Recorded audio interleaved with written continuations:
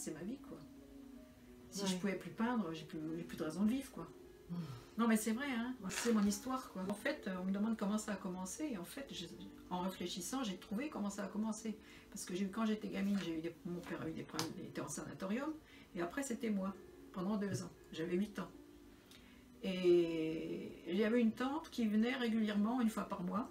Quand elle a su que j'étais là-bas pour longtemps, elle venait une fois par mois, elle m'amenait des couleurs, des papiers, des gommettes, et le premier livre qu'elle m'a amené, c'est Jack London, Cro-Blanc. C'était mon premier livre. Et je crois que c'est après, j'ai toujours, quand je suis rentrée après, parce que mes parents, il n'y avait rien, hein, pas de télé, pas de bouquin, rien, c'était vraiment... Et donc, j'étais en moi, je voyais un bouquet de fleurs, j'éprouvais le besoin de le peindre. Je voyais une photo dans une revue, j'étais abonnée au courrier de l'UNESCO. Je voyais une sculpture précolombienne, un truc comme ça, je m'amusais à la peindre. Enfin, puis après, à l'école, bon, au lycée, tout ça, j'ai eu des profs extraordinaires qui m'ont ouvert l'esprit, quoi. Les enseignants, hein, c'est... Et moi, j'ai compris d'un coup, la littérature, moi, je suis une dingue de littérature. Le matin, c'est la peinture, et le soir, c'est la lecture. Quand c'est pas le cinéma. Mais je trouve que les profs, ils ont enfin la plupart, ceux qui aiment leur métier, quand ils sont pas trop usés, fatigués, ils ouvrent les gens qui n'ont pas accès chez eux dans leur famille au monde de la culture, quoi. Enfin maintenant c'est pas pareil parce que c'est entremis là-dedans, Internet et tout ça, parce qu'avant ça n'existait pas. Alors ça les déforme un peu, mais je veux dire... Mais moi j'ai pas fait aucune école, rien du tout, hein. J'ai voulu faire les beaux-arts, j'ai pas pu. Parce que c'était loin de ma famille, je travaillais, j'avais trouvé un boulot de pionne d'internat, mais c'était à 80 km. Pendant plusieurs années, j'étais vraiment en révolte, on peut dire. Le sentiment de l'injustice, vous savez ça. Vous savez, la révolte, hein, ça soulève des montagnes. Hein. Donc j'ai erré pendant pas mal d'années, comme ça, de groupe en groupe, de ville en ville. Et j'ai rencontré quelqu'un à Toulouse, à l'auberge de jeunesse, parce que parfois je dormais dans les auberges de jeunesse, dans mon errance. Et j'ai vécu avec lui. Au bout d'un an, 1 an et demi, on lui a proposé un poste à Fontaine-de-Vaucluse. Et moi, je m'étais fait connaître par le président de la FUAGE, la Fédération des auberges de jeunesse. J'avais la cote.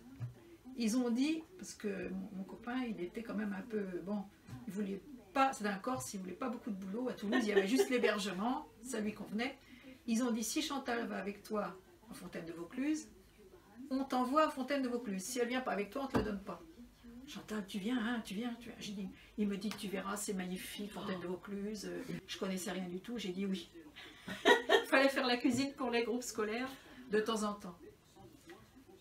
Oh là là, on a débarqué au printemps 75.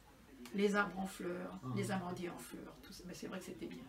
C'est un ancien mas acheté par la fédération après les années 50, 60, je sais pas, après la guerre. Ça valait rien à l'époque. Avec une immense cour intérieure, un terrain de camping avec des oliviers, un petit bâtiment en pierre pour le logement de fonction. Enfin, vraiment, c'était le pied.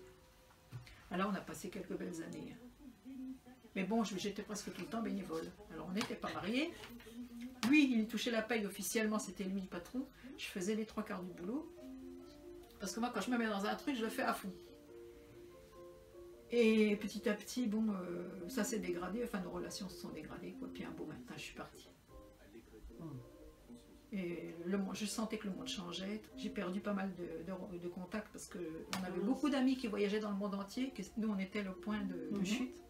Et tout cela, je les ai perdus parce qu'à l'époque il n'y avait pas les portables. Moi après je suis partie, enfin entre temps j'ai bossé dans une station de ski à Corançon-Vercors. Donc j'ai dit est-ce que je peux venir voir si je pourrais travailler là-bas une saison quoi pour me faire un peu d'argent. J'y suis allée, ils m'ont dit on te donne 8 jours si tu trouves un boulot. Bon. Ils m'ont fait rencontrer le maire, ils m'ont fait un contrat de gardien, vendeur de tickets des pistes. Parce que moi je fais pas de ski. Hein. Dans une petite cahute et je vendais des tickets, ça s'appelle je sais plus quoi, enfin c'est pour. Donc j'ai mis l'argent de côté parce qu'eux ils avaient un hôtel, restaurant, discothèque. Et je logeais dans une petite caravane derrière leur hôtel. C'était la grande saison. Et j'étais employée municipale. Et puis le soir je les aidais parce qu'à 4 h il fait nuit, hein, ils ferment les pistes. Hein. Je les aidais un peu en cuisine, en échange de l'hébergement, je les aidais en cuisine, je faisais un peu la vaisselle, je préparais les entrées, enfin bon. Et avec cet argent, je suis partie aux États-Unis.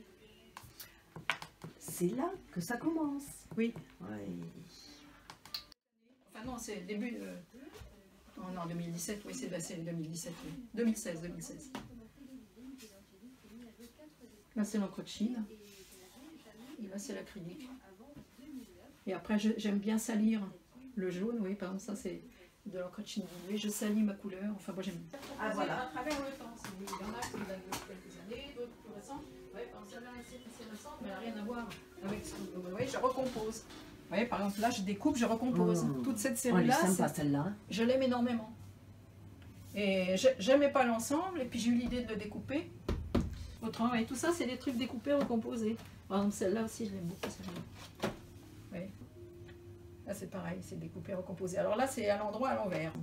Ça date de cet hiver. Oui, ben, je vous en prie, oui. Bah oui. Attends.